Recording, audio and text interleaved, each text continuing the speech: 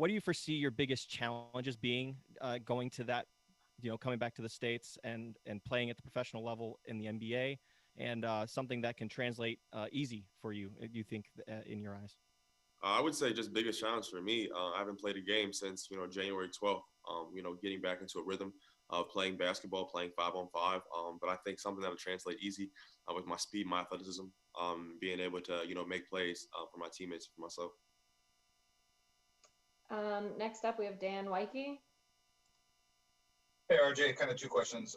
Along those lines, not playing since January, how have you been able to kind of replicate that type of game feel or has it been more just individual type workout? And then secondly, going through the Australia process with LaMelo, what was that like and what's it been like kind of going through this process with him as well? I think just for, me trying to replicate in-game things, we have defense dummies out on the court. So being able to, read and react to different guys, we're not playing fives or anything, but that's been a good thing for me. And I think, being over there with LaMelo, we both had different roles. We both had different situations.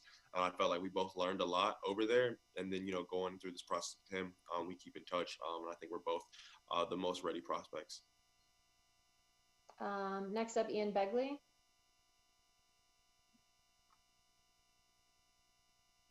Ian, do you still have a question? Sorry, RJ. Thank you for doing this. I apologize if you were asked this already, but could you list the teams that you have worked out with in person thus far? I've worked out for Detroit. I've worked out for Brooklyn. I've worked out for Orlando, Cleveland, Washington, Boston, and then Denver. And do you have anything else scheduled before the draft that you know of? I'm not sure if I do. I think I would find out later today, honestly. Appreciate it. Thank you. Good luck.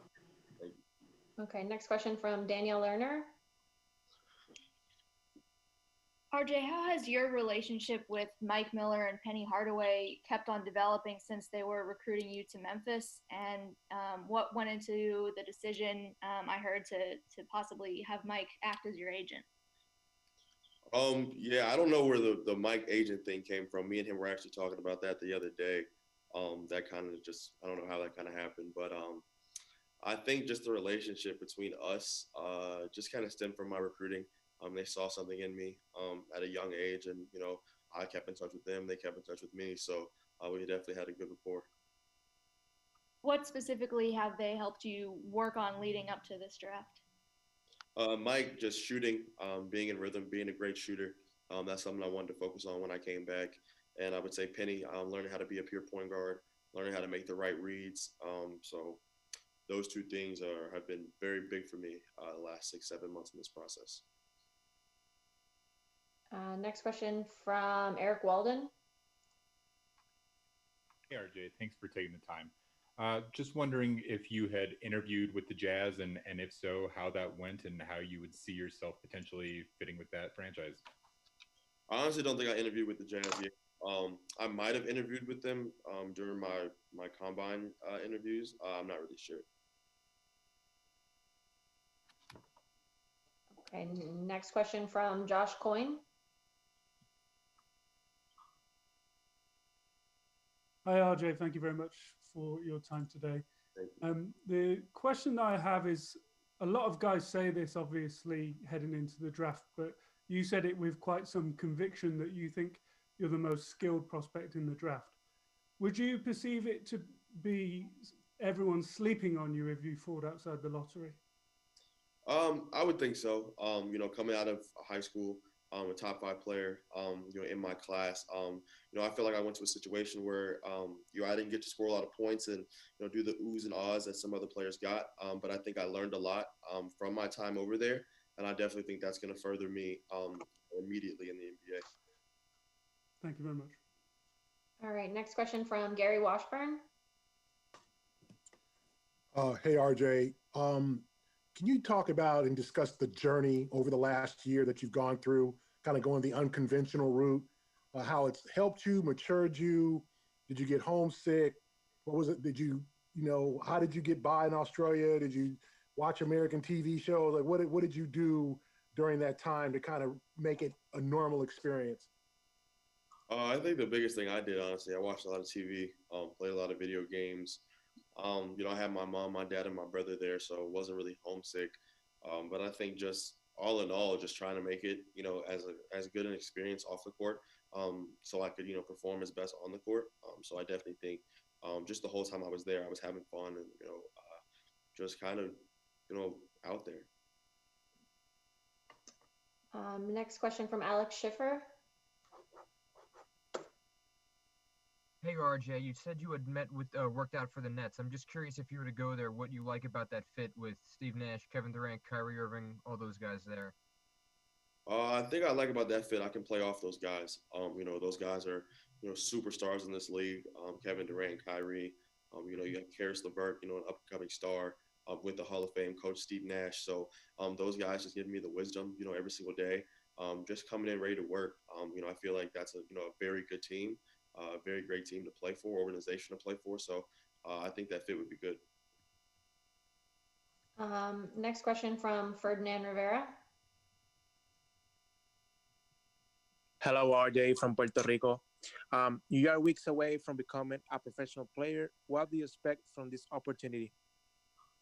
I think the biggest thing I expect just to go in there and work every day, go in there and, prove myself again, work my ranks up through the NBA and, have a great team, great system that I can thrive in. You get projected number 16 in the draft. Portland owned that pick. How will you fit with Damian Lillard and CJ McCollum? Just two great guards, playing off those guys. I feel like, they're two great scoring guards. I can come in with my athletic speed and defensive potential and, play off those guys. All right, next question from Omari Sankofa. Hey, RJ, how's it going? It's going good.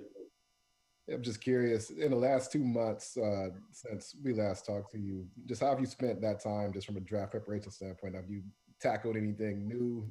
Just what has your overall focus been? I think my overall focus every day is getting better. Working out with Mike, working out with Penny, working out with my trainer, Tyler Ralph. This draft process is going to come quick. First game's on December 22nd, so want to be as ready as possible. Okay, next question from Tom Westerholm. Hey RJ, you mentioned the Celtics as one of the teams that you worked out for. I was just curious who you met with and just kind of how you would characterize the conversations you had with them. I think Austin Ainge was there, Danny Ainge was there, and Coach Brad Stevens, and I think the conversations went well. It worked out for them. I felt like the Celtics is a great team, great organization. Okay, next question from Mark Narducci. Hi, RJ. Two things. One is, have you had any contact with the 76ers, and is there any plan to do a workout with them? And the second thing is, do you see yourself as a point, a two, or a combo in the NBA? I haven't worked out for the 76ers, and I haven't spoken to them. But no, I think I actually have spoken to them on a Zoom call actually during the combine process. But I think the biggest thing for me, I feel like I can guard positions 1 through 3. So if I need to be a 1, 2, or 3 at any time, I feel like I can fulfill those roles.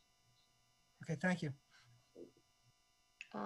Next question from, let's see here, Caroline Nige.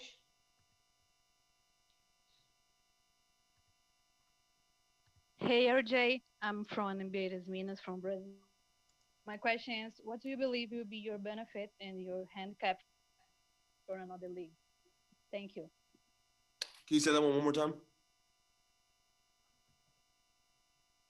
What do you believe will be your benefit and your handicap coming for another league?